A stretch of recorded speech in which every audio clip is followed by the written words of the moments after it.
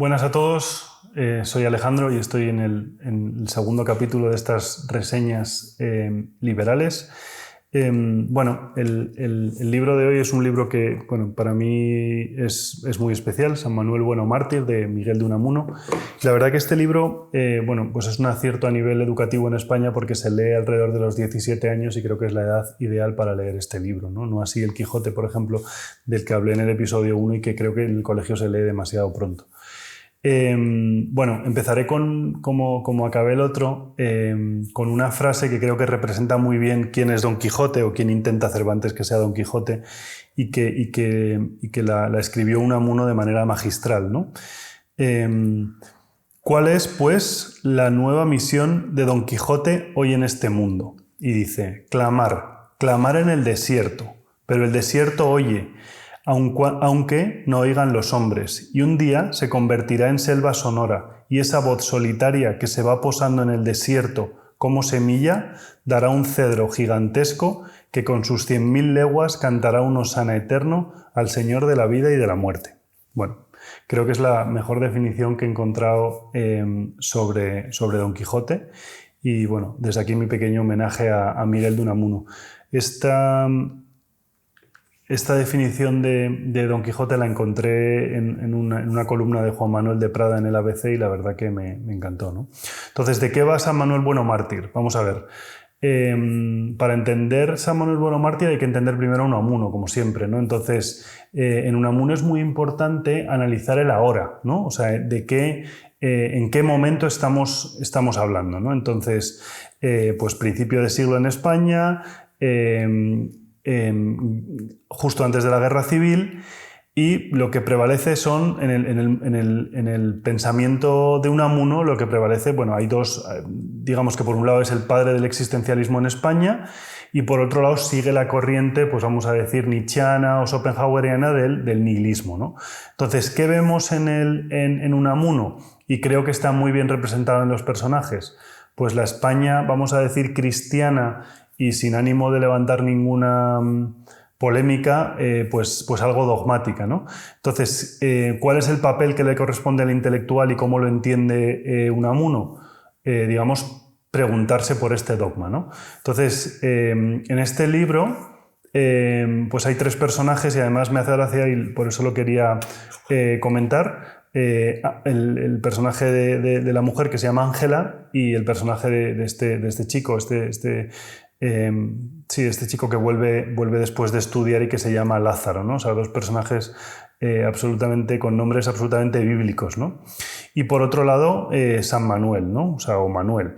Manuel es un cura que secretamente se ha preguntado sobre el dogma y resulta que ha perdido la fe, ¿no? Entonces, ¿qué ocurre? Que estamos hablando de un individuo que tiene miedo y que tiene miedo de ir contra el dogma, que sería la extensión de lo que es un Estado como el español en los años 30, que sería un Estado clerical militar, ¿no? Entonces te da miedo ir contra el Estado, te da miedo ir contra la religión impuesta por el Estado, y aunque tú has perdido la fe, crees que el mejor escenario posible es hacer creer a tus feligreses que sigues teniendo esta fe, ¿no? Entonces, digamos, ¿qué encuentro yo o qué defensa encuentro yo de las ideas de la libertad en este libro? O sea, lo primero es que yo como concibo la libertad es como un esfuerzo diario. O sea, es decir, se esfuerza por ser libre el que vive en Corea del Norte, pero también se esfuerza por ser libre el que vive en Estonia o en Singapur o en Liechtenstein, ¿no? Entonces, el esfuerzo tiene que ser diario. Y es un esfuerzo en el que tenemos que enfrentarnos constantemente al miedo, ¿no? O sea, por ejemplo, por referirme al libro que tanto admiro de Antonio Escotado, De frente al miedo, pues divide el libro en tres partes. El miedo a los demás, que sería el comunismo, el miedo al más allá, que sería pues todo el pensamiento clerical dogmático, y el miedo al uno mismo, que sería el miedo a las drogas, ¿no? Entonces, digamos que esta ha sido la carrera un poco de Antonio Escotado de enfrentarnos al miedo. Y a Unamuno le pasa una cosa parecida. Yo veo en Unamuno dos miedos fundamentales. Uno es el miedo al vamos a decir, al qué dirán, ¿no? A estos feligreses a los que Manuel prefiere, entre comillas, engañar de una manera venial, nunca mortal, pero decirles, oye, yo no he perdido la fe y no os preocupéis que lo que viene después, el futuro, siempre va a ser mejor que el presente. Pero realmente él sí que ha perdido la fe, como se constata en el libro, ¿no? Y por otro lado, el mismo miedo que tenía Unamuno y que expone pues también magistralmente, la verdad, en El sentimiento trágico de la vida, que es el miedo a la muerte, ¿no?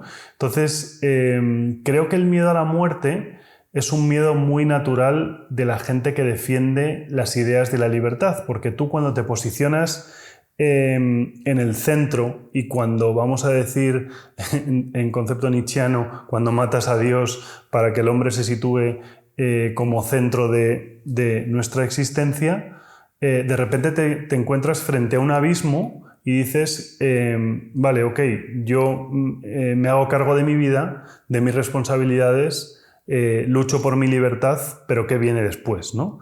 ¿Y qué ocurrirá si yo me he equivocado eligiendo esta vida, ¿no? Por eso, muchas veces, digamos que la lucha por la libertad es una lucha que muchas veces nos va a traer miedos, ¿no? y dudas. Pero creo que también la duda es una pieza esencial y creo que se trata muy bien en este libro, sobre todo en la figura de Lázaro.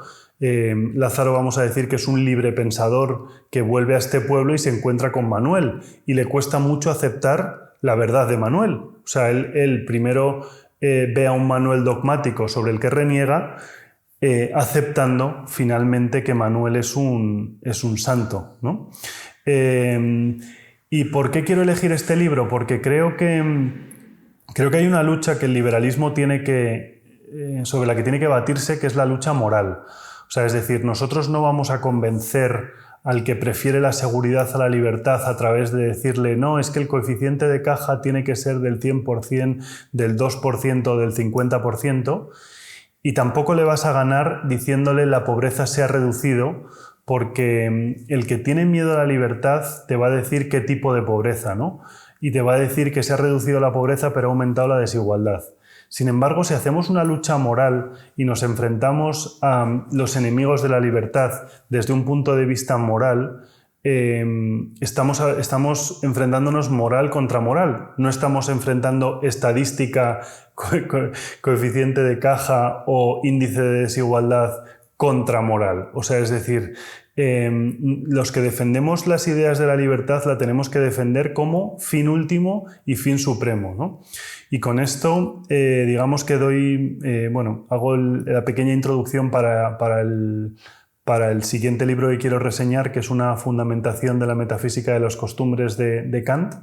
Y lo quiero reseñar fundamentalmente por eso, ¿no? Porque me gusta la defensa que hace Kant de la libertad por encima, por ejemplo, de la felicidad que defendía Aristóteles, y creo que ese es el gran paso adelante que da la Ilustración. Así que bueno, muchas gracias por el tiempo, como siempre.